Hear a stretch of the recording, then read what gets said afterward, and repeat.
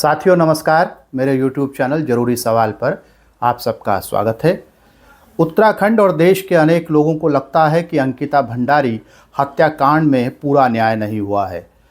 ऐसा मानने वालों में मानवाधिकारों के लिए लड़ने वाले कॉलन गोंजाल्विस भी हैं। कॉलन गोंजाल्विस भारत के सुप्रीम कोर्ट में सीनियर लॉयर हैं। अंकिता भंडारी हत्या केस में उन्होंने महत्वपूर्ण भूमिका निभाई।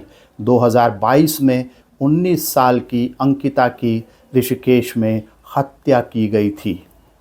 इस केस में उन्होंने उत्तराखंड में स्थानीय पत्रकार आशुतोष नेगी को कानूनी सहायता दी थी। कॉलिन ने अंकिता भंडारी हत्या के केस को सीबीआई को सौंपे जाने के लिए सुप्रीम कोर्ट में एक रिट फाइल की थी, लेकिन सुप्रीम कोर्ट ने उनकी बात नहीं मानी। ऐसी निराशा की स्थिति में कॉलिन ने अंकिता भंडारी से माफ़ी मांगते हुए मार्च के महीने में एक बेहद ही भावुक करने वाला खुला पत्र लिखा। उसमें उन्होंने बताया कि किन तरीकों से उत्तराखंड की सरकार ने BJP MLA Renu Bisht, SDM Pramod Kumar और कथित वीआईपी तथा आरएसएस के नेता अजय कुमार द्वारा किए गए अपराधों की जांच नहीं होने दी। इस पत्र के जरिए उन्होंने अंकिता के परिवार और उनके मददगारों की आवाज़ को ज़्यादा लोगों तक पहुंचाने का काम किया। अपने पत्र में उन्होंने उत्तराखंड पुलिस द्वारा की गई जांच में 12 खामियां गिनवाई। आइए सुनते हैं कि अपने पत्र में कॉलिन ने क्या लिखा है। वे लिखते हैं, मुझे खेद है अंकिता कि आपकी हत्या की सीबीआई जांच की मांग करने वाले मामले का सुप्रीम कोर्ट में निपटारा कर दिया गया और हम अभी तक मुख्य आरोपी को पकड़ने में कामयाब नहीं हुए हैं। मुझे खेद है सोनी देवी, आपकी प्यारी बेटी की हत्या के लिए एक वीआईपी ने होटल में काम करने वाली एक छोटी लड़की अंकिता से विशेष सेवाएं मांगी। उसके इनकार करने के कारण उसकी हत्या हो गई।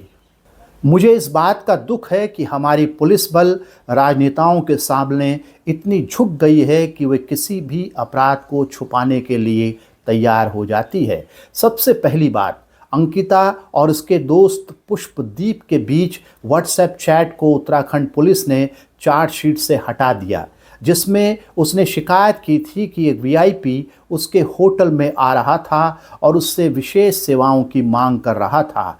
उन चैट्स में अंकिता ने अपने दोस्त से कहा था कि वह तुरंत आकर उसे होटल से बाहर ले जाए।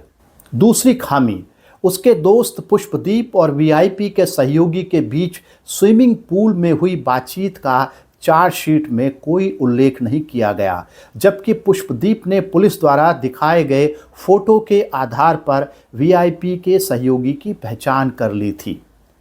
तीसरी खामी, वीआईपी का सहयोगी अपने बैग में नकदी और हथियार लेकर जा रहा था और फिर भी उसे ना तो आरोपी बनाया गया और न ही पुलिस ने उससे पूछताछ की।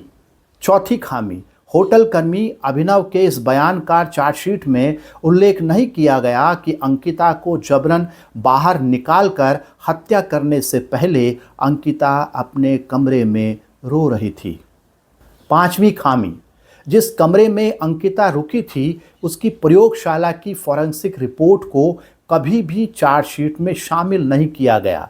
छठी खामी, अपराध स्थल यानी जिस कमरे में अंकिता रुकी थी उसे स्थानीय विधायक और मुख्यमंत्री के आदेश पर तुरंत ध्वस्त कर दिया गया।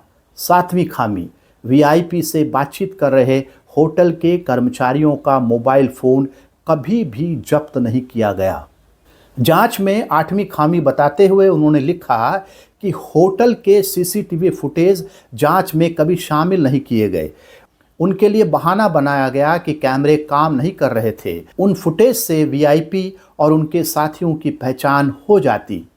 नवीं खामी, जिन गवाहों ने गवाही दी कि अंकिता अपनी मौत से पहले परेशान थी, उनकी कभी ठीक से जांच नहीं की गई। 10वीं खामी, उत्तराखंड पुलिस द्वारा दिया गया ये बयान भ्रामक था कि कॉल डिटेल रिकॉर्ड की जांच की गई और उनमें कुछ भी अप्रिय नहीं था, क्योंकि कॉल रिकॉर्ड केवल अंकिता की चैट के संबंध में था, होटल कर्मचारियों के बारे में नहीं।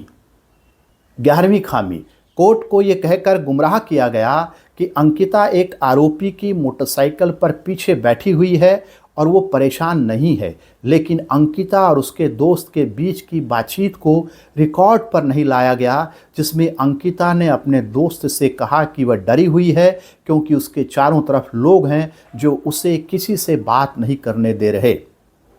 12वीं खामी, आरोपियों में से एक ने ट्रायल कोर्ट में कहा कि वो अपना नार्को टेस्ट करवाना चाहता है, लेकिन कोर्ट ने उसकी बात नहीं मानी। अगर उसका नार्को टेस्ट हो जाता तो वीआईपी की पहचान सामने आ जाती।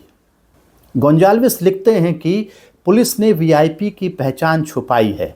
सीबीआई को जांच अपने हाथ में लेने और आगे की जांच करने का निर्देश देकर इस बाधा को दूर किया जा सकता था। अधिकारियों को लिखे पत्र में मां ने आरोप लगाया कि वह एक उच्च पदस्थ राजनीतिक पदाधिकारी थे जो अक्सर अपनी पार्टी के सदस्यों के साथ होटल में आता जाता था। इस मामले में सीसीटीवी फुटेज या होटल कर्मचारियों के मोबाइल फ़ोन प्राप्त करने के लिए उठाए गए प्राथमिक कदम भी मुख्य आरोपी की पहचान उजागर कर देते।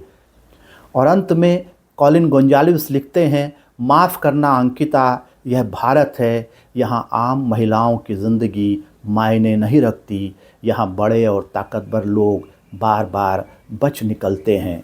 नमस्कार, मैं बीरेंद्र सिंह रावत।